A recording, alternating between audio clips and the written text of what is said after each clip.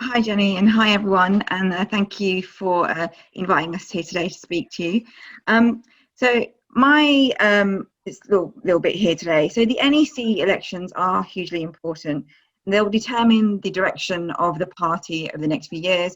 I believe it's really vital that the work that he has started as leader and the shadow front bench, we continue. The party's moving in a really good direction, and I think that's something that's really important to continue. So a little bit about me, and then I'll answer the 4 questions that were sent out. So I grew up in Northwest London. I'm the daughter of immigrants from India and Kenya, and I was the first woman in my family to go to university. I graduated and qualified as a teacher, and I've taught across the Midlands in Smethwick and lived in Walsall and then returned back to London with my family a few years back. My late husband and our experience of the NHS through his cancer treatment and his bipolar diagnosis really gave me an insight to how the NHS are doing and performing, and the strain that they're under this Tory government. And most recently, when I joined the party, I was lucky enough to become the CLP chair in Brent North, which is Barry Gardner's constituency. And I now am very proudly and privileged to be elected as a councillor for Brent Council, and I'm also a cabinet member at Brent. So I'm very well versed at understanding the impact of austerity that has on our residents and the impact it has on public services, which has really motivated me to stand for the Labour Party and really become an activist and keep fighting for a Labour government. My priorities really are, and some of the questions that you sent forward will be answered by some of the priorities that I have. And I think it's really important that the NEC functions about looking at how we support the leadership, how we support members, and how we support the CLPs. So my first priority will be looking at how we support our CLPs. There's a real disparate and varied resourcing of our CLPs, and I think open selection is right. I think members should have a say in who their selections and the MPs are, but we need to make sure that CLPs are well resourced and membership is active across the board and consistently.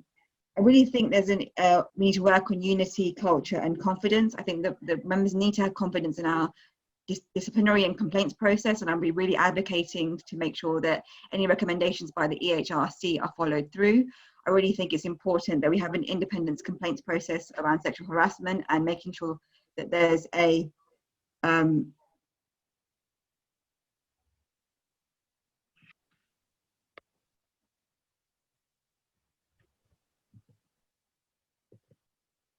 oh, sorry, did I just, sorry, apologies for that. Can you still hear me? Yes. Oh, sorry, my computer just wound out. So unity, culture and confidence, to make sure we align ourselves to kind of making sure that we have independence complaints process. Really important to me is about representation and inclusivity. I'm a single mum, and sometimes Labour Party meetings are not inclusive. I'm also very well aware that we don't have enough representation of BAME communities. I think it's really important that we understand what we mean by BAME. My experience as an Indian woman is very different to my experiences of my brothers and sisters in the Black communities and so on. So I think it's really important that we understand what we mean by BAME. I'm very fortunate that in my Labour group at Brent Council, we are majority BAME and we represent a borough that's majority BAME. Can you begin to wind up now, please? No problem. Yeah. And I also want to focus on I'll answer a couple of questions. Completely support the idea of carbon and green agenda and making sure that we look for carbon neutrality by 2030. And yes, I do support the overseas British having and able to have the vote.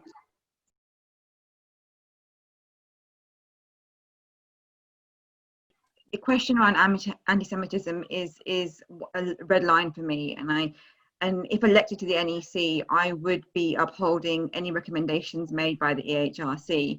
I'm a councillor in a ward in my borough that we have a fairly large Jewish community that are my residents, and some of them are lifelong Labour voters, lifelong Labour supporters, and they just couldn't, and it was breaking their heart that they couldn't vote for us, they couldn't support us, and it's to our eternal shame that we let that happen.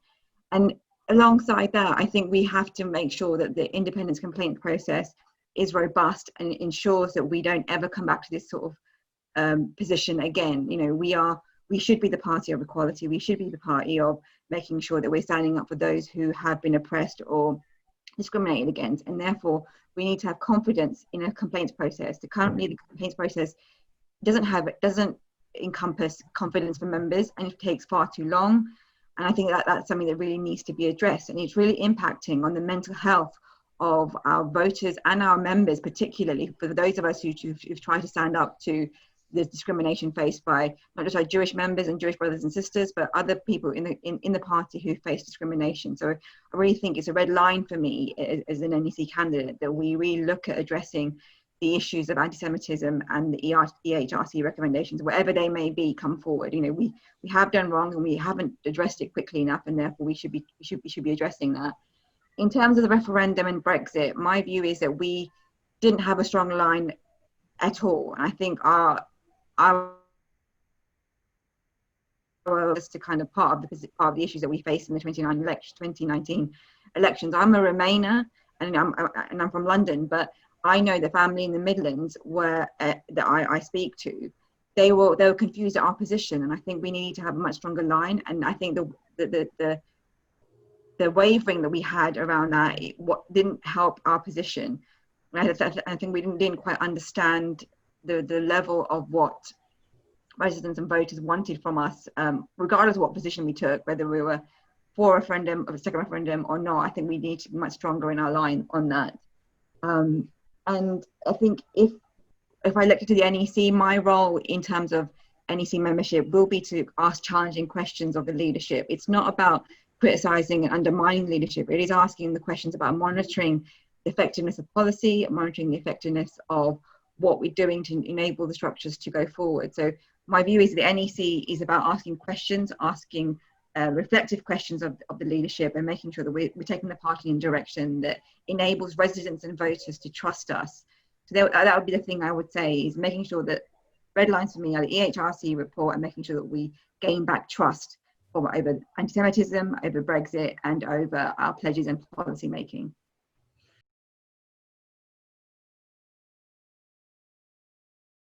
Thank you. So I think just kind of talking about policy formation, I think it's important that we look at how inclusive our processes are and how easy they are to access.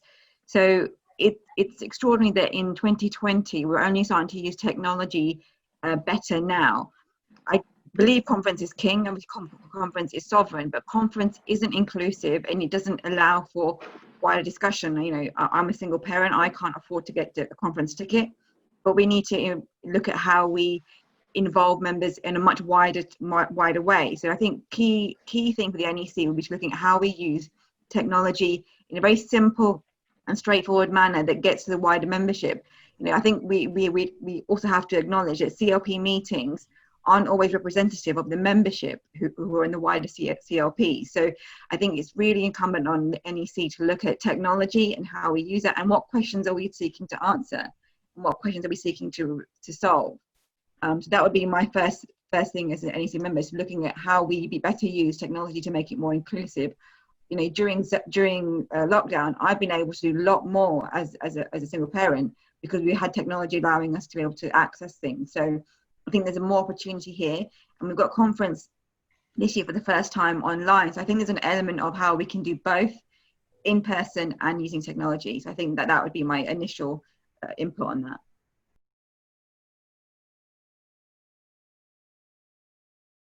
Thanks, Jenny, and thanks everyone at Labour International. It's been a great afternoon.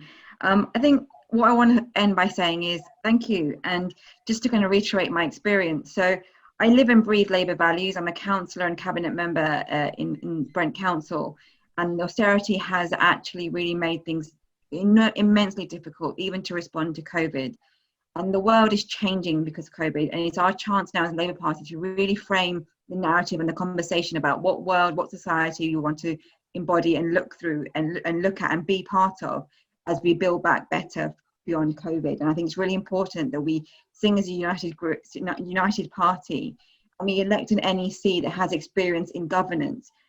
My own particular governance experience, I've been a vice chair of governance of a primary school, of a children's charity, and also now as a cabinet member at council level. I think it's really important that we have elect an NEC that can embody what the party needs, and a party structure that needs an independent complaints process, an NEC that is enabling and looks and represents the community it looks to serve, and also make sure that it provides stability and understands collective decision making and is very transparent. It's really important that good governance is essential to the NEC. So I'm hoping that you will nominate me onto the ballot today, and with your membership. But it is really about making sure that we have an NEC that helps earn back the trust of the party and works with the leadership to make sure that we are taking the party forward. It's too late by 2024. We have elections next year, local, mayoral, loads of elections all across the UK next year, and it's really important that we get the party ready to fight these elections, ready to win back Labour in government in 2024.